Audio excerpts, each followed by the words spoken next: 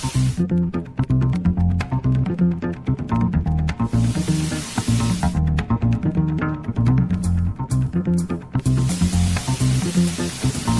noite, bem-vindas, bem-vindos, bem-vindes a mais uma aula no CPF Sesc, uma aula virtual realizada em parceria com a editora Boitempo, no curso Introdução à Obra do Astrogildo Pereira. Nosso encontro de hoje fala sobre o Astrogildo Pereira, o militante.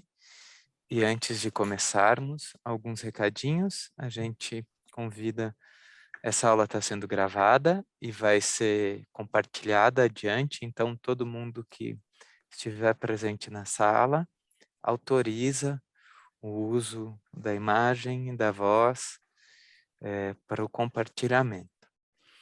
Também a gente convida que todas e todos fiquem com a câmera ligada e o microfone desligado, ligando o microfone apenas para quando forem falar, porque às vezes o som que vaza nos atrapalha.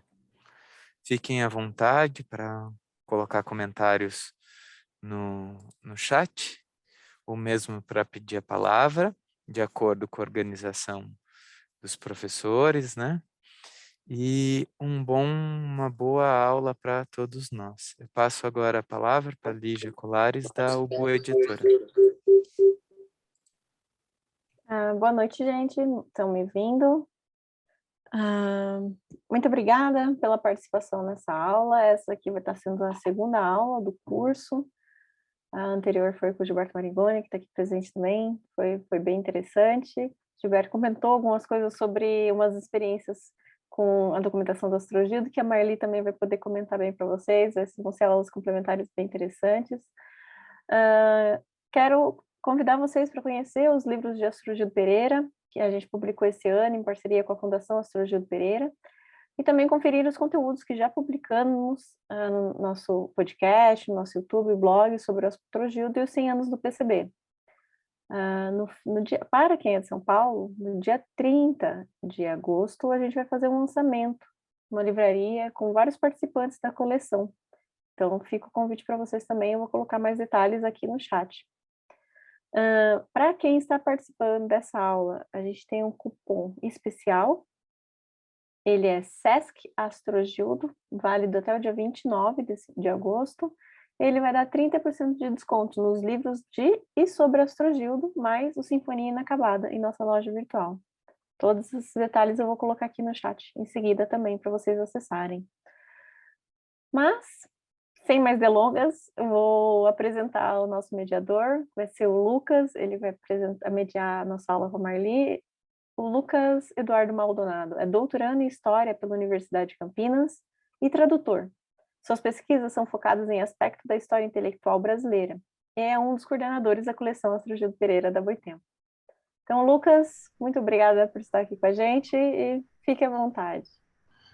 Eu que agradeço, Lígia. Gostaria de começar agradecendo a Boitempo, em nome da Ivana e também no seu nome, já que é sempre uma honra estar ajudando a construir esse projeto tão interessante. E hoje eu me sinto especialmente feliz de estar aqui no SESC para debater a respeito de um personagem histórico fundamental da história brasileira, e também para debater alguns textos que foram relançados pela Boitempo, muito interessantes, né?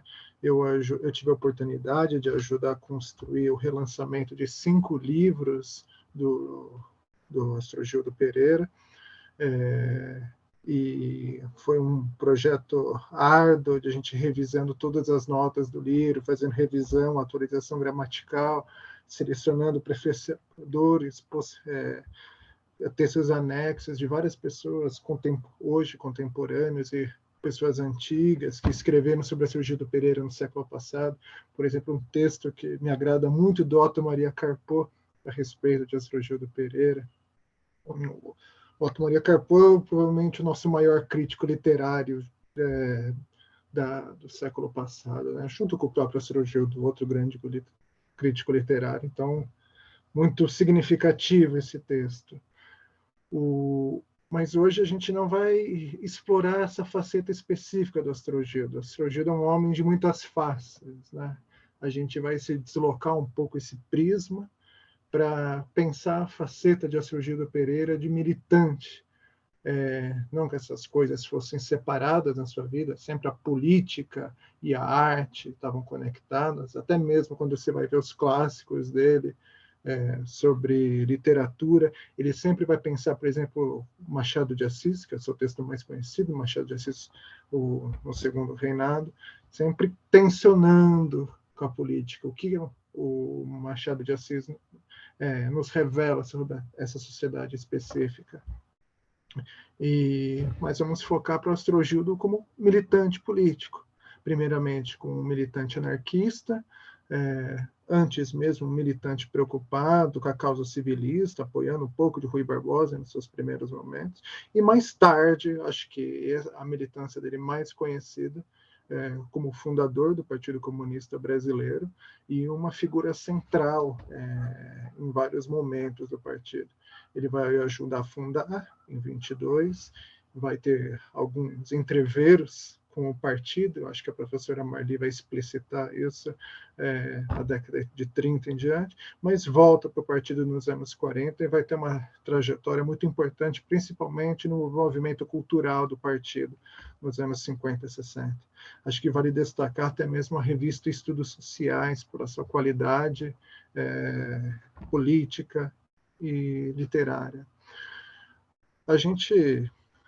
A professora Marli Viana será a apresentadora de hoje. Ela acho que é mais do que ideal para levar esse tema. Ela que foi uma das prefaciadoras da coleção Astrogildo Pereira da Boitempo, e escreveu o texto de abertura do URCS Itália Brasil.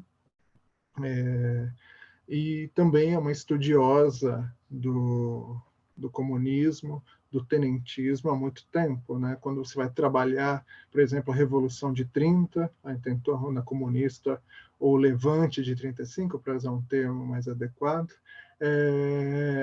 a bibliografia dela é incontornável.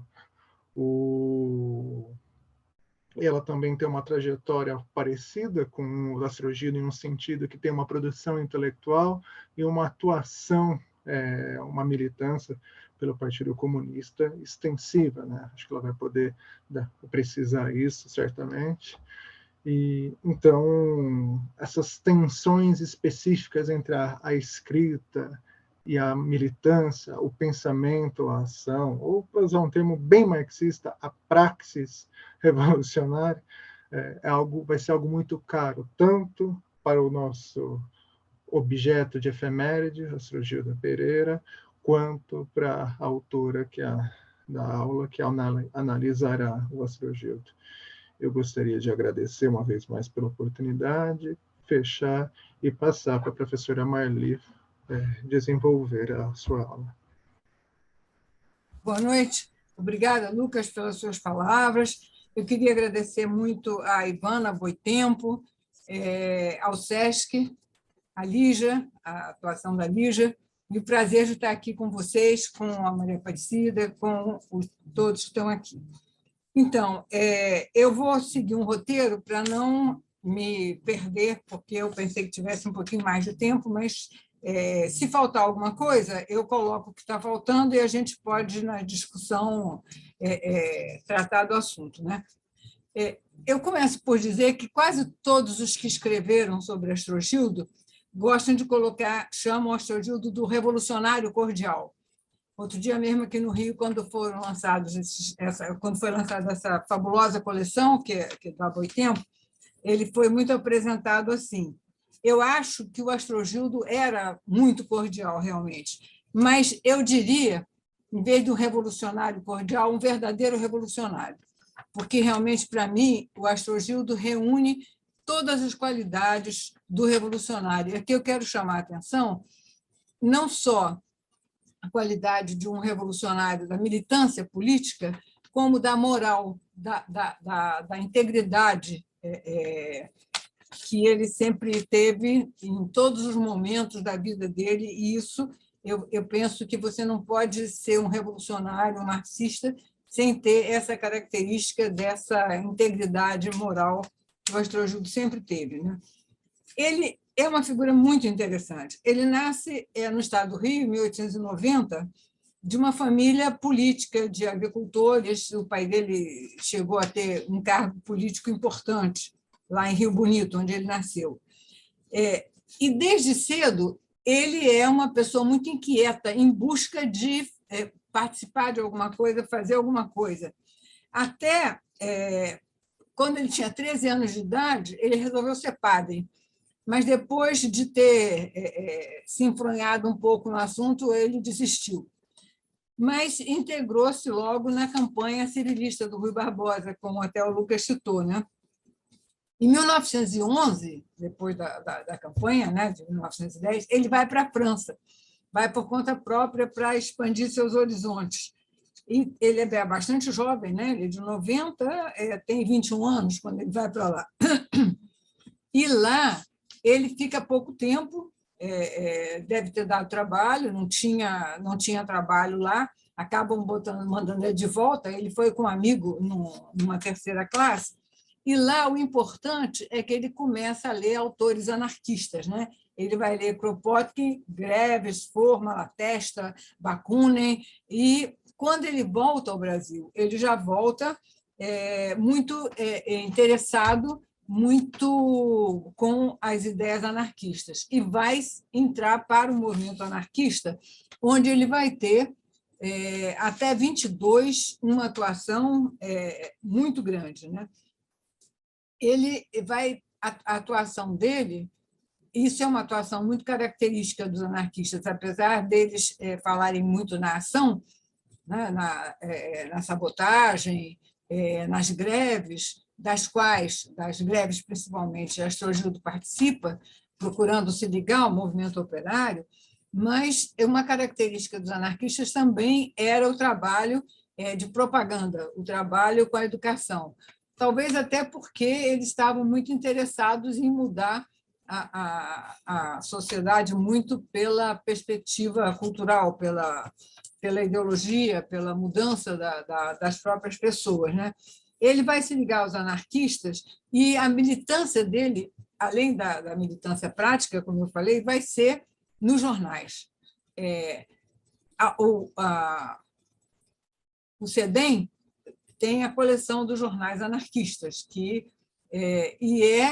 quase todos os jornais anarquistas Astrogildo participou. Ele foi um grande jornalista, inclusive, né? Para citar os principais: A Voz do Trabalhador, A Guerra Social, Espartacus, e ele vai ter atuação que, às vezes, as pessoas não percebem enquanto ele escrevia, porque ele usa os mais variados pseudônimos, né? Era Aurélio Corvim, Tristão, Pedro Sambé, Cunhambebe. Os mais conhecidos dele, né, nos jornais anarquistas, são Alex Pavel e Aspter. São os que ele mais assina nesses jornais. Essa coleção é muito interessante, porque, além de tudo, além da militância, do conteúdo político do que ele escrevia muito bem. E era uma pessoa, depois eu vou comentar isso, ele me lembra, de alguma forma, o Barão de Tararé, porque ele era uma pessoa que tinha um espírito humorista bastante refinado, né? Então, em 1917, é preciso pensar o que está acontecendo no mundo, né? A Revolução Russa vai ter uma influência aqui muito grande. E eu chamo a atenção: a Revolução de Fevereiro vai proporcionar, inclusive, aquela grande movimentação de greves em São Paulo, de junho e julho, elas vão se dar em função da Revolução de Fevereiro, né? Outubro virá depois. E essa questão vai ter uma influência muito grande no movimento anarquista, e especialmente para Astrogildo. Por quê?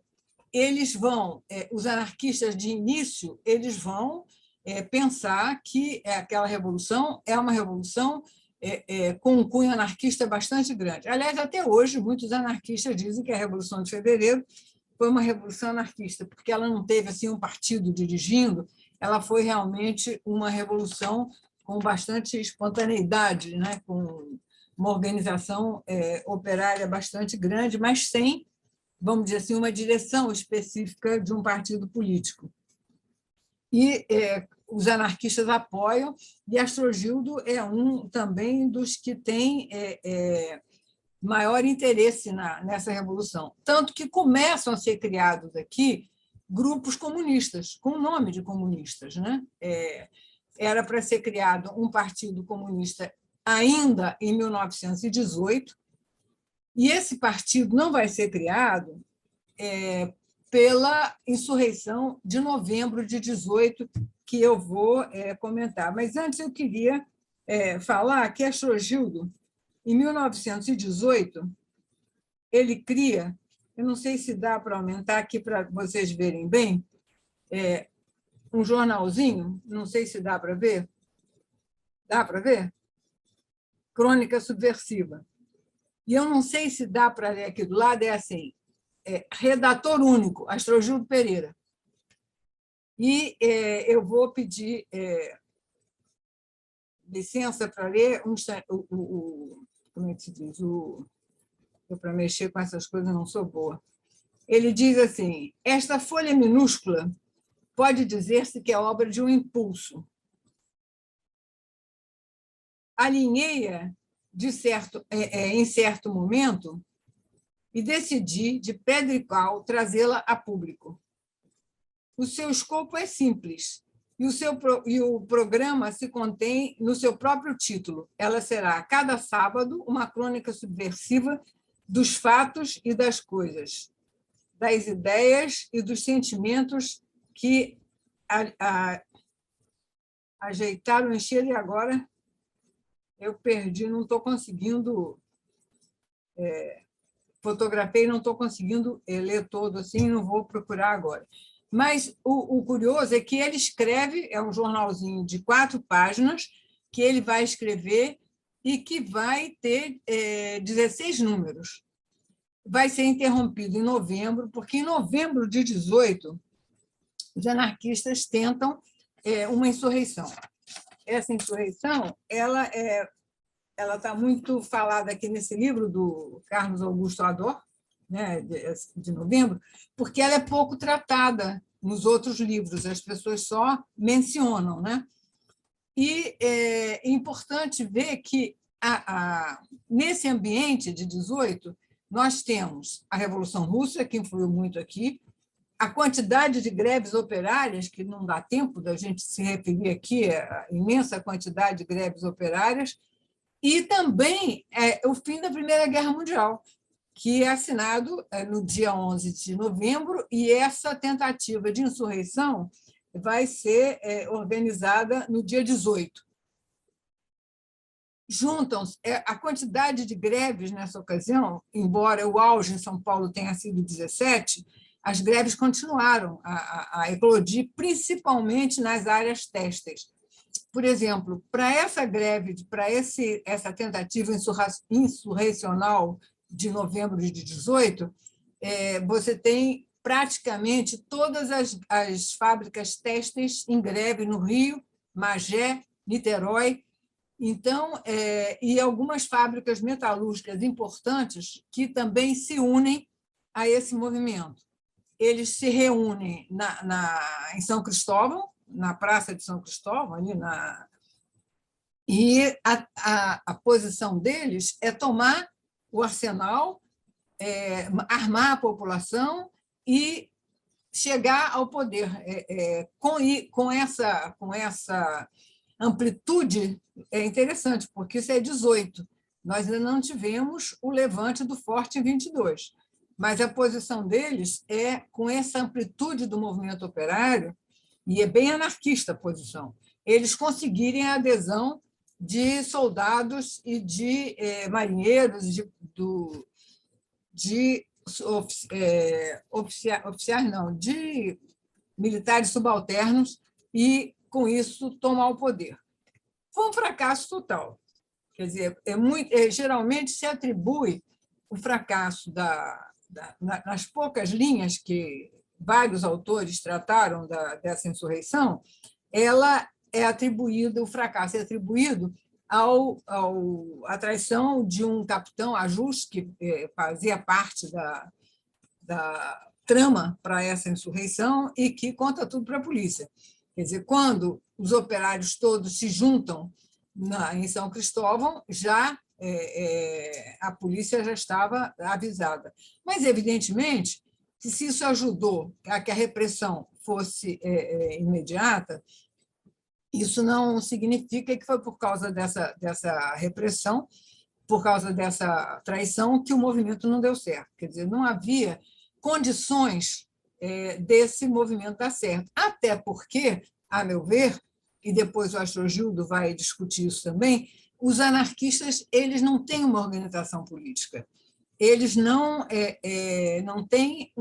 aceitam um partido político, eles não aceitam uma organização política, embora, depois da Revolução Russa, até o rompimento deles com os bolcheviques em 21, principalmente depois do episódio do Kronstadt, eles comecem a pensar que talvez, quem sabe, tanto que esse Partido Comunista que começa a se esboçar em 18 e que não vai adiante em 18, só vai adiante em 19, já é uma tentativa de dizer, quem sabe, até o próprio Malatesta chega a comentar, vocês querem alguma organização? Tentem, vamos ver se dá certo. Isso vai ser interrompido, porque vai tudo para a cadeia, né? Em 18, não era a primeira cadeia do Astrogildo, por causa de greves, ele já tinha sido preso em setembro, e é muito engraçado, quando ele retoma outra vez a crônica subversiva, né? Porque fica interrompida durante o período que ele está na cadeia, ele retoma e organiza-se um chamado Partido Comunista, que o José Oiticica organiza o programa desse Partido Comunista e declara que ele pretende, com este programa, organizar um catecismo anarquista, etc., etc. Quer dizer, as ideias estavam ainda muito confusas entre anarquistas e simpatizantes da Revolução Russa, né? Do ponto de vista do Astrogildo, ele vai compreender, ele e um grupo de anarquistas, porque é curioso, não foi só no Brasil, não, teve um outro país, que agora eu me esqueço, que o Partido Comunista sai do anarquismo, mas todos os outros saem do Partido Socialista. E saem do anarquismo, e isso vai ter, pelo menos no início, consequências muito fortes aqui no Brasil. Entre parênteses, né, eu penso que o Partido Comunista vai ter essa influência anarquista muito grande num determinado período e depois uma influência tenentista. Mas, nesse momento, a influência era anarquista. Dos 9 fundadores do Partido Comunista, 7 vinham da militância anarquista.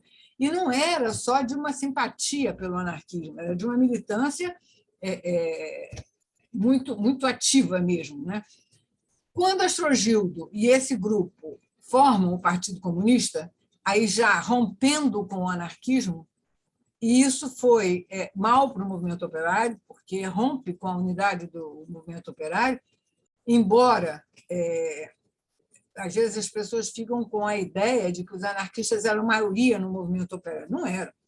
Era uma minoria, só que eram os mais atuantes, né? Em termos de organização, vamos dizer assim, a maioria do movimento operário eram chamados amarelos, capitaneados pelo Sarandi Raposo, que era do Sindicato dos Ferroviários, mas eram os mais ativos. E a ida do Astrogildo e a formação, o rompimento e a organização de um partido político em 22, quando os anarquistas já tinham rompido com os bolcheviques e já consideravam a Revolução Russa um horror, uma traição aos ideais anarquistas, aos ideais revolucionários, isso, evidentemente, afetou a unidade do movimento operário. Mas teve a grande importância da organização, pela primeira vez no país, de um partido político de âmbito nacional. Foi o primeiro porque os partidos políticos existiam, mas de âmbito regional. O primeiro partido político, embora pequeno, mas de âmbito nacional, com um programa, um verdadeiro partido, foi o Partido Comunista de março de 22. Curiosamente, o segundo partido nacional vai ser o integralista, 10 anos depois. Então, esse grupo, em janeiro de 22, antes da fundação formal do partido, eles criam um jornal, Movimento Comunista. Esse jornal mostra bem a situação em que esse grupo comunista se encontrava aqui no Brasil. Quer dizer, uma vontade notável de fazer revolução, uma atividade fantástica, mas uma debilidade muito grande.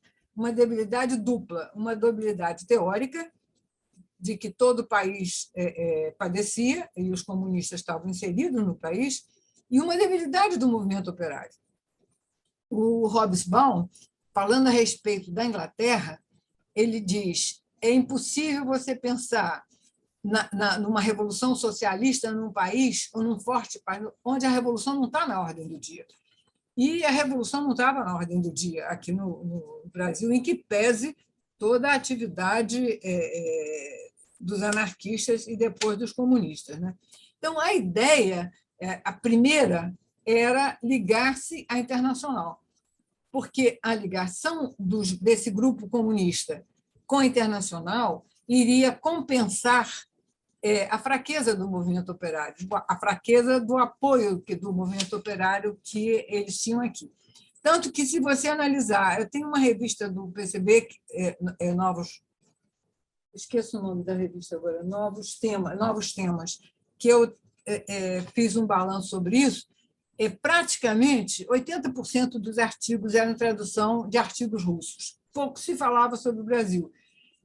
Primeiro, com a ideia positiva de você dar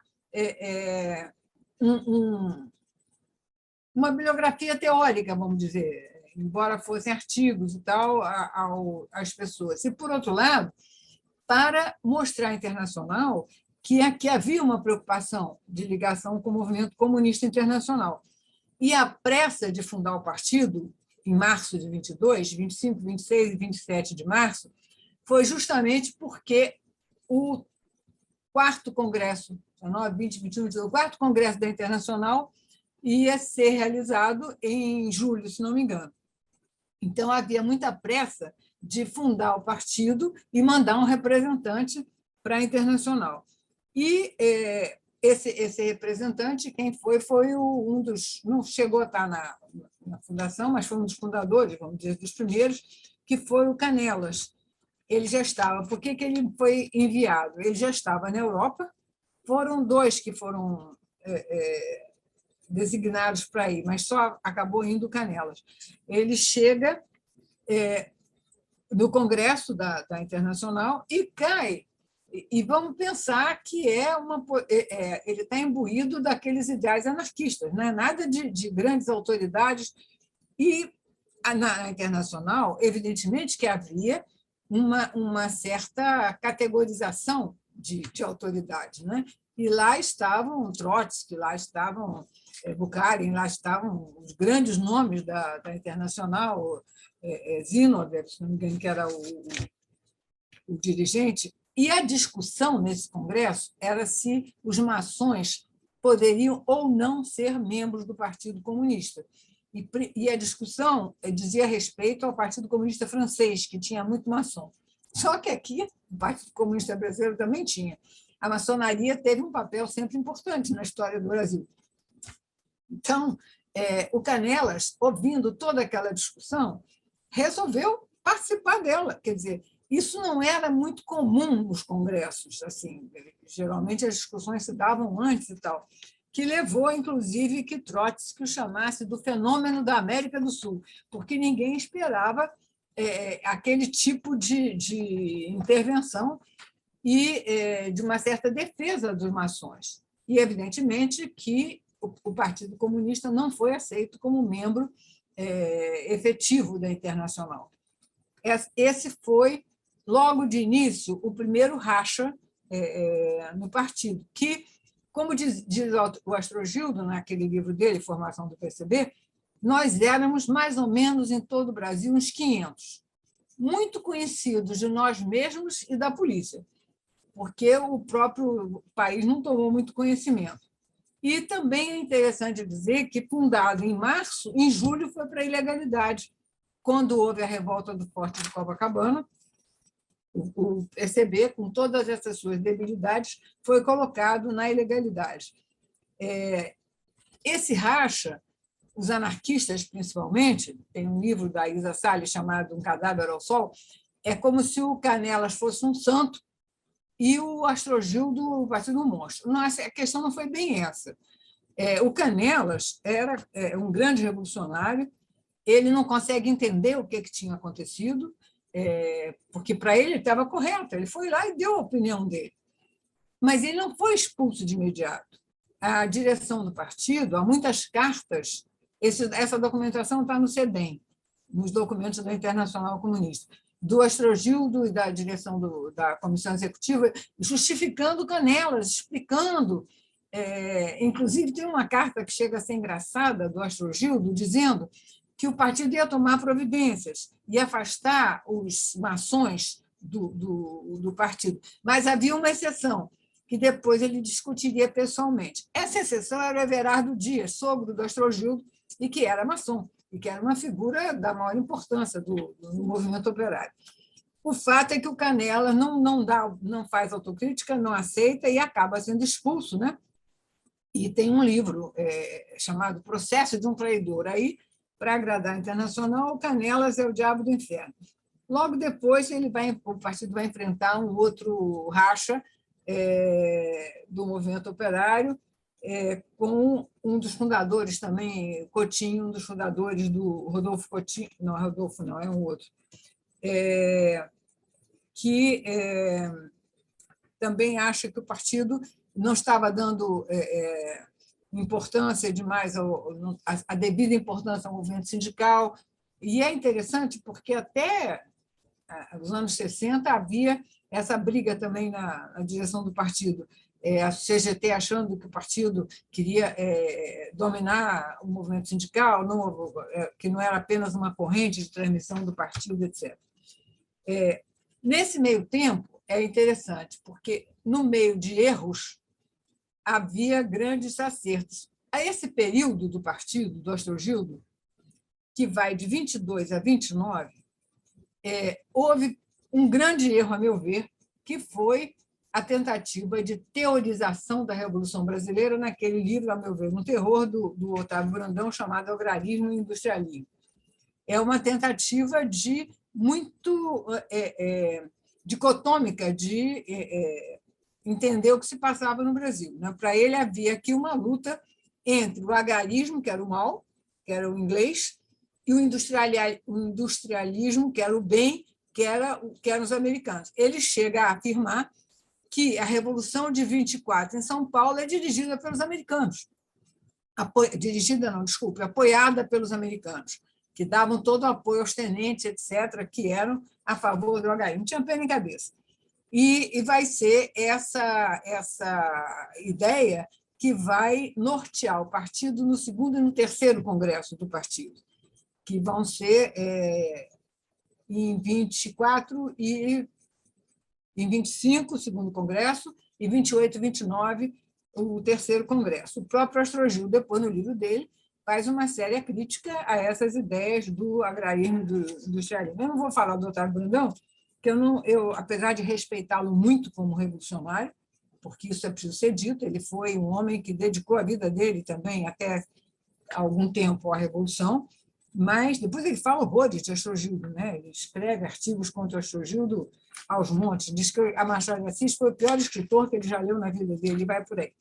Então, vou deixar o Otávio Brandão de lado.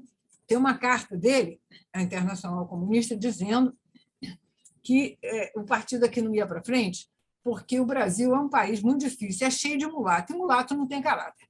Então, essa carta está no CEDEM também. Então, vamos deixar o Otávio Brandão de lado e ver o que havia de positivo nisso.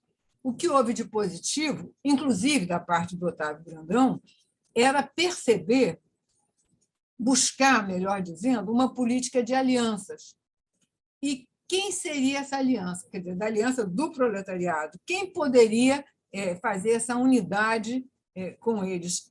os tenentes, eles percebem isso. Quer dizer, das camadas médias urbanas que eles chamavam de pequena burguesia. Eles estão empolgados com a revolta do Forte Copacabana, e quando vem a revolta de 24, em São Paulo, de Isidoro Dias Lopes, eles têm, e Astrogildo aceita inteiramente essa posição, do partido, que você teve a primeira revolta, que é de 22, a segunda revolta, que é de 24, e agora é preciso preparar a terceira revolta, que vai ser dirigida politicamente pelo Partido Comunista e vai ter no seu braço armado os tenentes. Neste sentido, Astrogildo vai, inclusive, conversar com os tenentes. Ele vai fazer essa colocação dos tenentes em 27 e em 29, saindo da conferência que eu vou me referir depois, em Buenos Aires, o Leôncio Basbaum vai propor, inclusive, que Prestes seja candidato do partido à presidência da República, no encontro que eles vão ter. Então, voltando a esses anos, o que eu acho muito importante marcar é que, com todas as dificuldades, e se nós pensarmos hoje, século XXI, as dificuldades que os comunistas têm de entrar no movimento operário, de dirigir uma luta popular de massa, de amplas massas, você imagina naquela época, onde, inclusive, o anticomunismo, depois de 17, começa a correr desenfreadamente. A luta deles para se ligar ao movimento operário e, com todas as suas deficiências teóricas, de encontrar um caminho para se integrar à sociedade brasileira, isso é um mérito desses homens, desses militantes do partido no início. Eles vão fazer o segundo congresso do partido em 1925, fundar a classe operária, a ClaSOP, que vai durar pouco tempo, vai ser fechada também, e se procurar os aliados no movimento tenentista, e vão criar o Bloco Operário Camponês, em 1900, primeiro é Bloco Operário, depois Bloco Operário Camponês. E eles têm sucesso nessa aliança deles. Eles conseguem eleger o Minervino de Oliveira, que era um negro, e o Otávio Brandão como vereadores aqui no Rio de Janeiro. Quer dizer, com todas essas deficiências, com toda a perseguição da polícia, eles vão conseguir...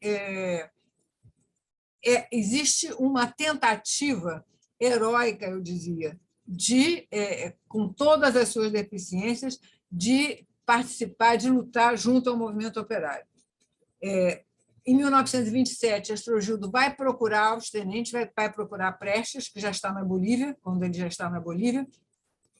Astrogildo é responsável, vamos dizer assim, por ter recrutado Prestes para o partido, porque o próprio Prestes diz que, quando ele começa a ler os livros que Astrogildo lhe levaram, inclusive o Estado e a Revolução, é que ele começa a se convencer que o socialismo é que resolveria os problemas do país.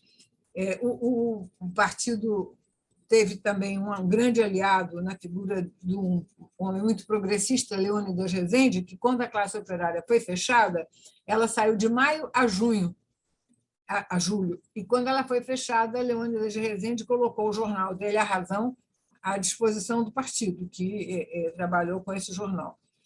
Em 1928, então, essa luta é uma luta dirigida não só pelo Astrogildo, Otávio Brandão e todos aqueles fundadores do partido. Eles... é aí, nesse momento, em 28, que vai ter esse segundo racha com o movimento operário, do Joaquim Barbosa, da chamada oposição sindical. Vai sair um bocado de gente do partido. E o Astrogildo vai, então, fundar um jornalzinho antes do terceiro congresso. Ele vai perceber que alguma coisa podia estar errada. Esse jornalzinho é muito raro. Eu tenho alguns números que eu tenho que ver onde é que eles estão, chamado Autocrítica. É um jornal que sai, assim, os 12 números, é uma raridade, para a preparação do terceiro congresso, que vai se dar, como eu disse, em dezembro de 28, janeiro de 29. Então, eu queria chamar muito a atenção para essa militância, para esse esforço hercúleo, vamos dizer assim, nessa sociedade, com as deficiências teóricas que nós tínhamos. Costumava-se dizer que uma rua de Buenos Aires tinha mais livraria do que todo o Rio de Janeiro, e a luta para se inserir no movimento operário, para estar ligado aos sindicatos, para organizar o movimento operário. Só que Lenin vai morrer em janeiro de 24. No Congresso de 9, 20, 21, de 24, o partido vai ser aceito como membro mesmo da Internacional Comunista, não é mais um simpatizante, é membro efetivo da Internacional Comunista. Astrogildo, inclusive, vai fazer parte de uma comissão importante da Internacional, isso em 1924.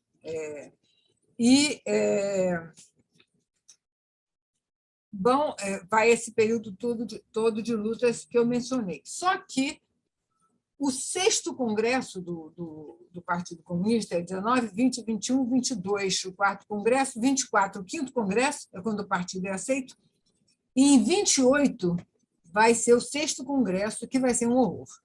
O 6º Congresso já dominando o stalinismo, dominando as posições muito sectárias, e de classe contra classe, temos que lutar contra o inimigo que está dentro do partido também.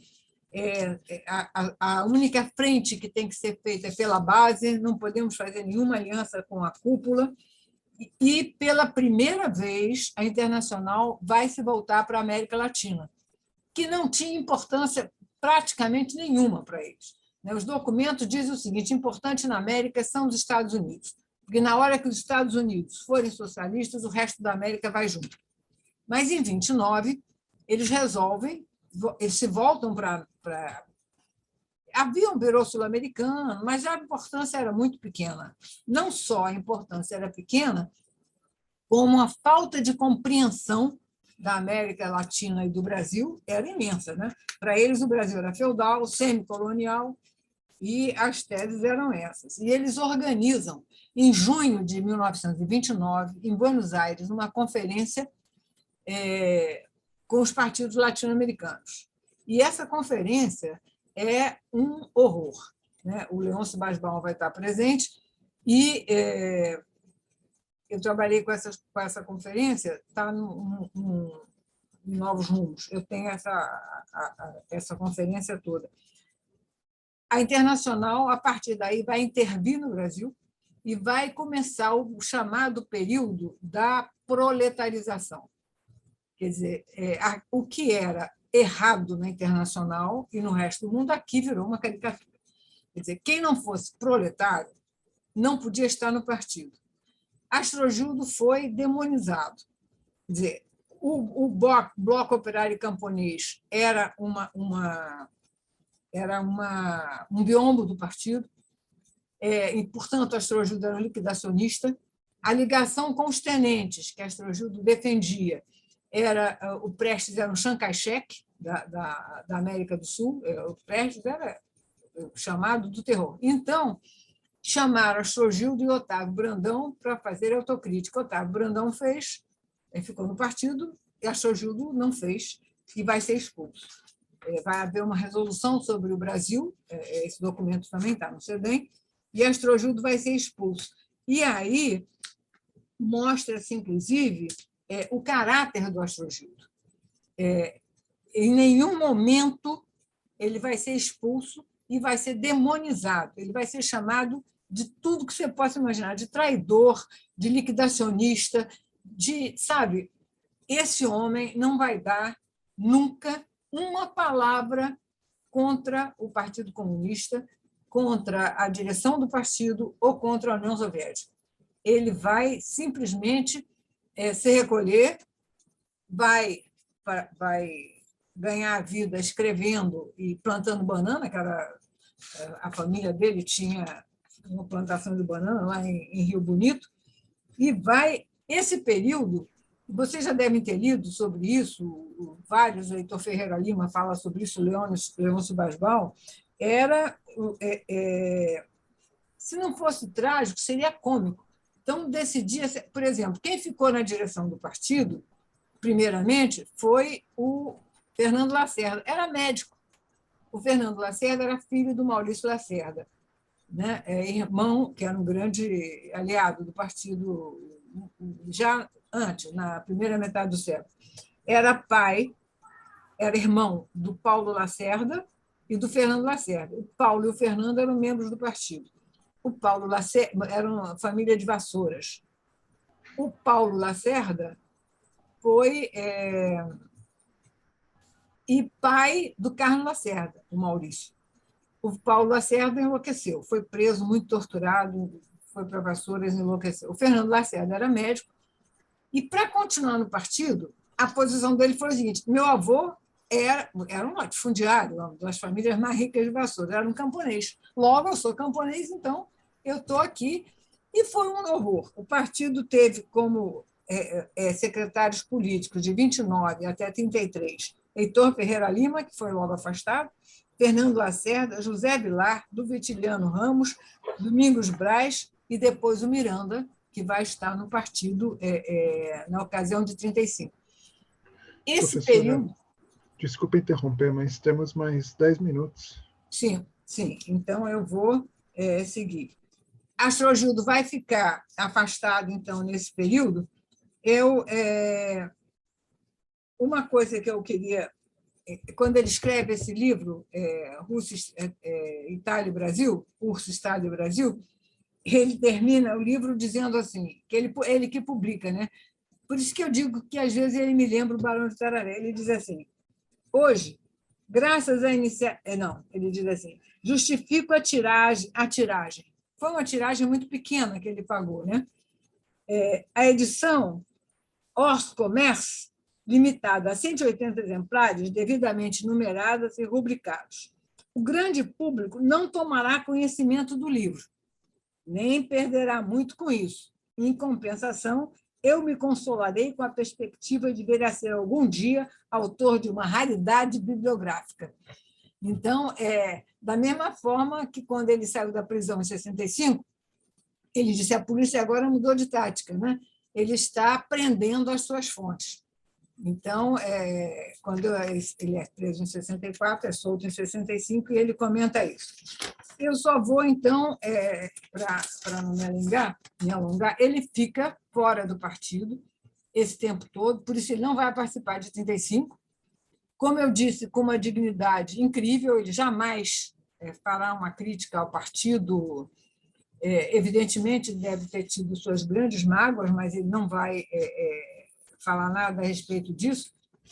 Já que você citou o Carpot, ele é uma frase do Carpot sobre o Astrogildo que diz: um homem do povo, simples, intensamente humano, quase um santo, intelectual, escritor, literato, comentando com erudição histórica a obra de Machado de Assis e conhecedor das pedras do Rio de Janeiro, doutrinador político, homem de partido, um revolucionário.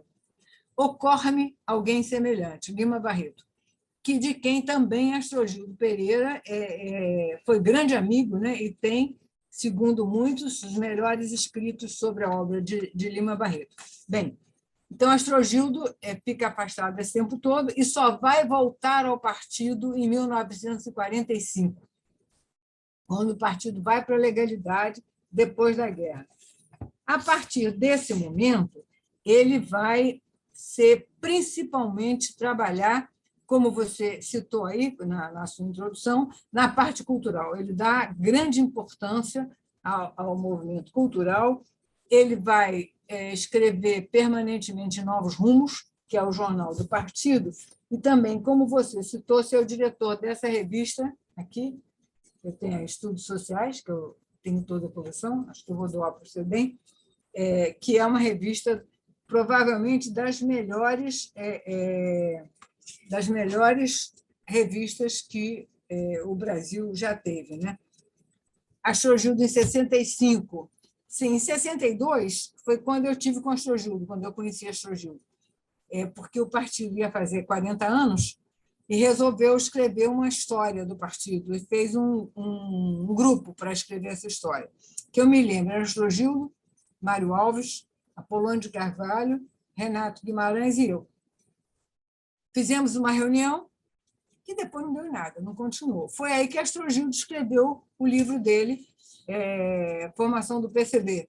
Como ele sentiu que essa comissão não ia adiante, ele resolveu escrever esse livro dele, né? E ele vai morrer em 60, ele vai ser preso, já tinha sofrido um infarto, ele vai ser preso em 64, isso vai abalar, ele vai ser preso, ele vai comparecer, porque foi convencido, como a polícia fazia muito naquela época, de não, a gente só quer ouvir algumas coisinhas dele e tal. Ele vai ser preso, e, como eu disse, quando ele sai da prisão, ele vai dizer: são pesquisadores de novo tipo, colocam no xadrez as fontes de informação historiográfica. E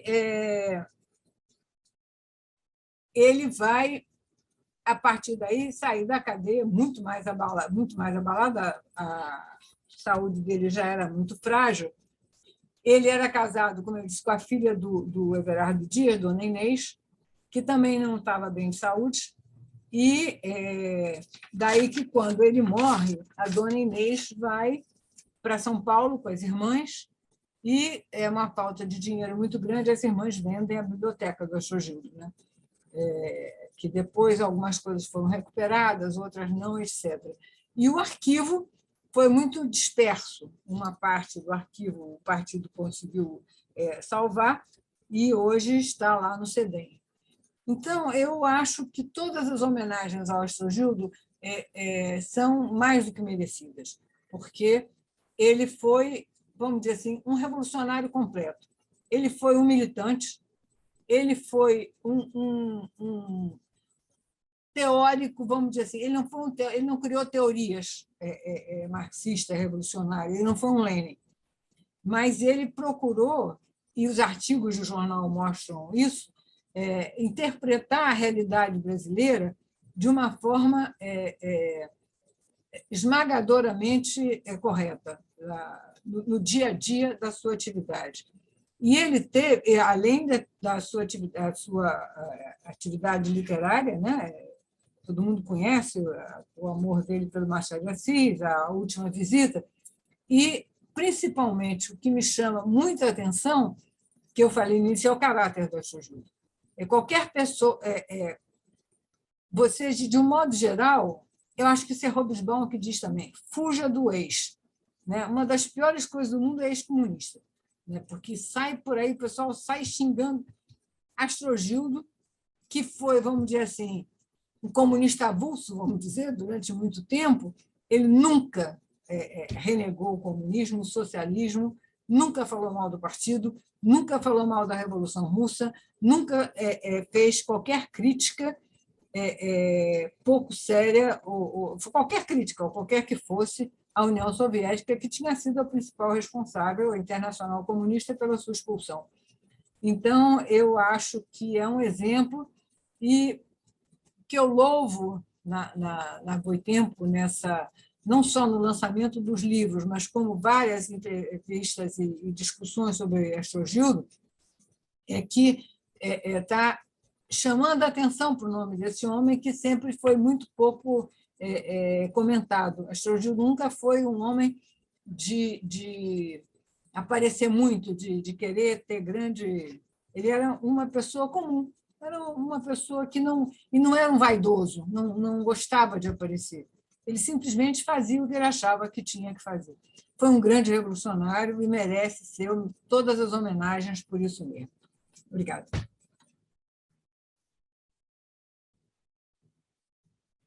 Terminei, Ju. Lucas. Muito obrigado, professora Marli. O professor Maringoni tem uma pergunta e ele solicita um rápido depoimento de como que ele era no trato nas reuniões. Não estou ouvindo. O microfone está... Desculpa, professora. O professor Maringoni, ele solicita um relato a respeito de como era o Astrogildo na sua liderança política, como ele era nas reuniões, ou seja, essa vida específica. Ô, Gilberto, eu sinto demais, eu não posso lhe responder, porque a única vez que eu tive uma reunião com o Astrogildo foi essa que eu lhe falei. O que eu posso é dar um testemunho indireto do Leandro, né? Que Leandro foi uma pessoa com quem eu convivi muito. Leandro foi meu cunhado durante muito tempo, e Leandro teve muita convivência com Astrogildo, inclusive aqui na revista, não só Astrogildo era muito amigo do Dr. Valério Conder, tanto que deixou o Dr. Valério Conder como um dos testamenteiros dele para sua documentação, como Leandro teve muita convivência com ele, né? E Leandro faz os maiores elogios, que era uma pessoa realmente cordial, uma pessoa aberta, uma pessoa que era incapaz de discriminar outros, que sabia ouvir entre os literatos todos, ele era muito considerado. Mesmo quando o partido era discriminado, Astrogildo era sempre louvado por todos.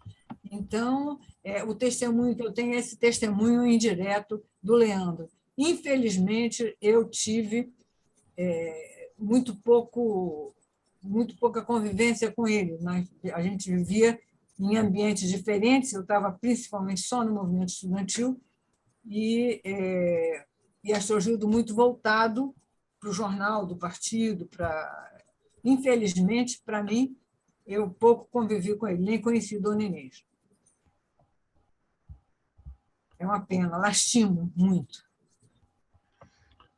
Acho que vale mencionar, eu tive a oportunidade de estudar um pouco dos últimos dias de Astrogildo, né, em um texto, vale mencionar o grupo de pessoas que fizeram campanha para ele ser liberado da prisão. A gente encontra de comunistas notáveis, conhecidos, né, como de Cavalcante, fazendo campanha, mas até pessoas como o presidente da Academia Brasileira de Letras na época, o Astrogelo de Ataíde, que nunca foi uma pessoa de esquerda, foi um liberal esclarecido, tomando essa posição. Até um relato que circula por certas fontes, que o Melchior, a gente encontra texto, não é para sair em defesa, né? Um liberal esclarecido, né? O Melchior tem que ser elogiado diante do que a gente tem de liberal por aí hoje em dia. Então, ele conseguia conglomerar em volta dele uma série de pessoas. Melchior era muito amigo do Leandro. Isso é particularmente interessante, né? Como essa gente valorizava a cultura, assim, o compromisso com o outro, conseguindo lidar com a diferença, né? E os últimos dias a Astrogildo foi um grande momento de tragédia para a cultura brasileira, mas um momento também de união, de defesa pela cultura brasileira nos tempos da ditadura. Então, acho que o termo cordialidade, quando se designa a respeito de Astrogildo, ele é bom, mas ele esconde um pouco a dimensão do compromisso político e social que ele estabelecia sempre. E acho que estudar um pouco a história do partido é ver um certo empobrecimento na época de compromisso para com o outro na sua relação política quando o Astrogildo é afastado. Um compromisso no seu melhor sentido, né? Com ideias, com convicções, com a construção de um bom texto, que também anda em falta hoje em dia. Então, Astrogildo vale a pena ser destacado.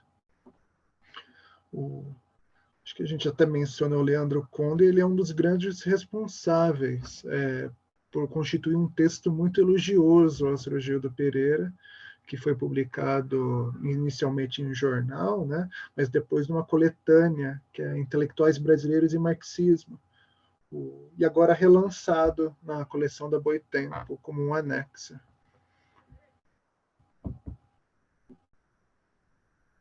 Uma pergunta da Maria Aparecida, ela pergunta sobre o que o Astrogildo se dedicou no momento que ele esteve afastado do partido durante os anos 30 e 40.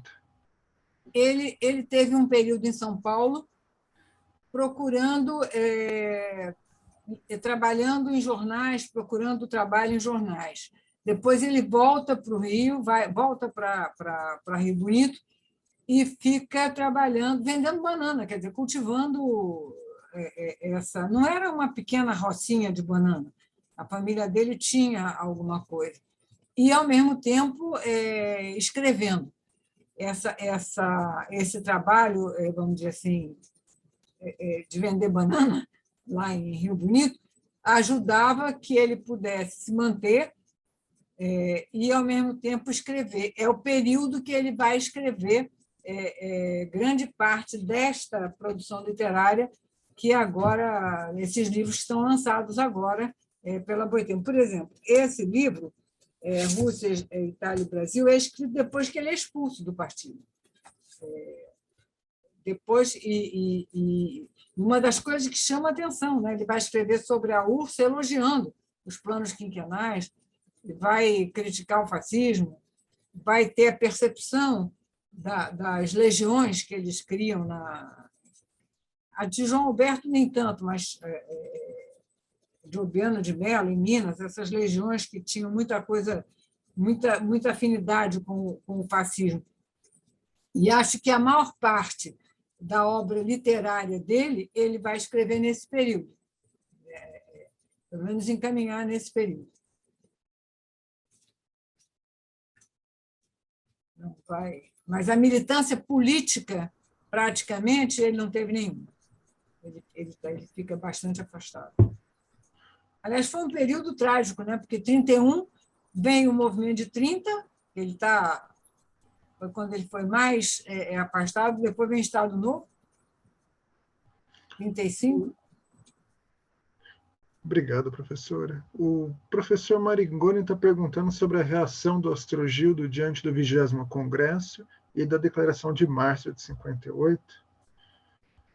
Olha, que eu saiba, ele vai criticar, mas eu não conheço, Gilberto, nada escrito por ele sobre crítica, certamente, mas o que eu conheço é que ele vai criticar esses aspectos. Mas, como ele estava fora, vamos dizer assim, ele volta para o partido em 45, mas esta volta dele é uma volta com pouca militância. Você não vê a figura de Astrogildo em nenhum momento político importante do partido. Nem em 45, nem naquelas coisas enlouquecidas de apertar o cinto, etc., de 45, nem no Manifesto de Agosto, nem na Declaração de Março de 58. Você é como se ele tivesse recolhido da atividade política do dia a dia. A impressão que eu tenho, que eu já li algumas vezes aqui ali, crítica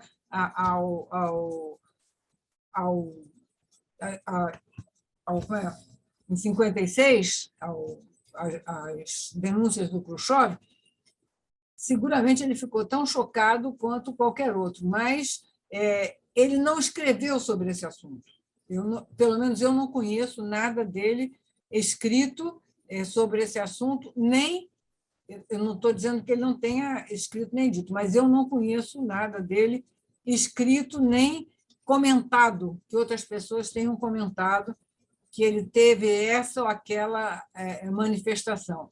Acho até, agora uma opinião minha, que ele se absteve de ter uma participação política assim, muito engajada no sentido de briga, porque 56, né, ele foi um caos aqui no partido. As pessoas que participaram da reunião onde foi declarado a denúncia do culto, as pessoas contam que Marighella chorava como uma criança. A Júlio Barata acabou deixando o partido. Armênio Guedes, por isso que eu digo, eu nunca ouvi menção, eu ouvi N histórias sobre esse período e nunca ouvi nenhuma menção ao Astrogildo. Armênio Guedes conta, por exemplo, que logo começou a se discutir no partido essa questão e Prestes proibiu a discussão, que até o Armênio chamava a carta rolha, porque a direção do partido proibindo a discussão sobre o assunto.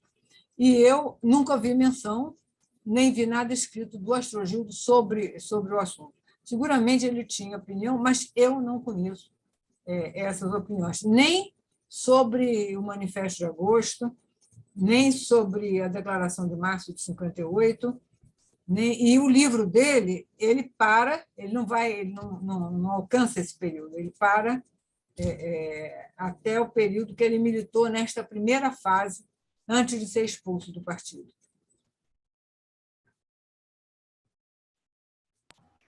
Mas agora eu fiquei curiosa, eu vou fuçar para ver se eu consigo alguma coisa, se eu conseguir, eu falo. Eu também não conheço. Lembro até que, quando estava elaborando a coleção, eu procurei textos a respeito de períodos mais recentes e não encontrei nada muito específico a respeito do 20º Congresso. Mas, em certa medida, ele flutuou, né, no contexto de abertura cultural que vai ter após. Agora eu estou me algum momento, eu vou ver aonde que ele, aceitando as críticas que eram feitas a Stalin, ele diz: eu fui um stalinista. Como todos, eu fui um stalinista. Num desses... O CEDEM, não, o Instituto Astrogildo Pereira, eu sempre faço confusão com o Instituto e Fundação, o do Marcos Del Roi e do pessoal de Marília. Eles têm uma coleção. O primeiro número é dedicado ao partido e é dedicado ao Astrogildo Pereira.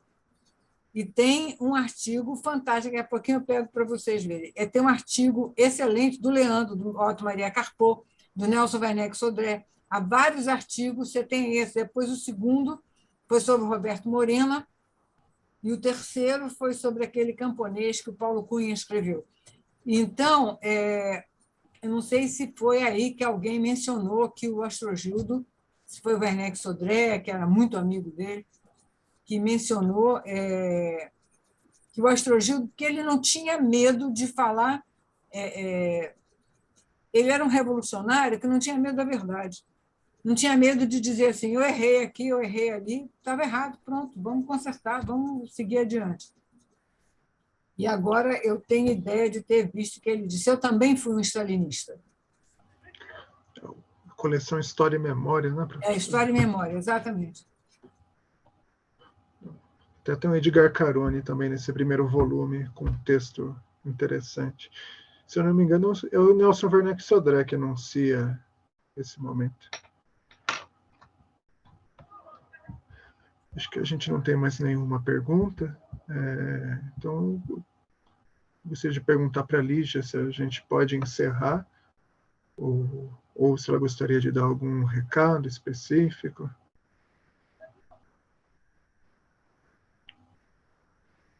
Oi, Lucas. Se você não tiver nenhuma pergunta sua para apresentar para a professora, também eu acho que tudo bem, então. Não sei se vocês querem fazer uma última fala. Marli, a aula foi incrível, muito obrigada, é sempre bom te ver, te escutar. Se vocês quiserem falar alguma coisa para encerrar, daí a gente vai para o encerramento. Eu acho que eu já falei sobre o Astrogildo, que a última vez que eu falei, todas as minhas homenagens a ele.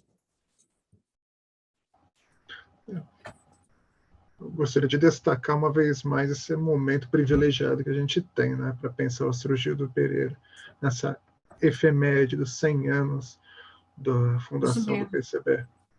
E leia uns textos de Astrogildo, né? A Figura Já Foi. Vale a pena. Vale a pena. Eu gosto especialmente do livro Crítica Impura, mas todos os outros são muito bons. Então, por favor, leiam um livro do Astrogildo Pereira. Deu muito trabalho fazer, a gente produziu com carinho. Olha, deu muito trabalho, mas valeu a pena. Ficou linda a coleção. Ficou linda e não só ficou linda, tem coisas inéditas praticamente ali. Valeu a pena mesmo. São todos de parabéns. Muito obrigado. Então, acho que é isso, gente. Muito obrigada, gente, pela participação. Lucas, Marli, um prazer escutar vocês. A gente tem mais uma aula do curso na próxima quinta-feira, no mesmo horário, com a Josélia Aguiar.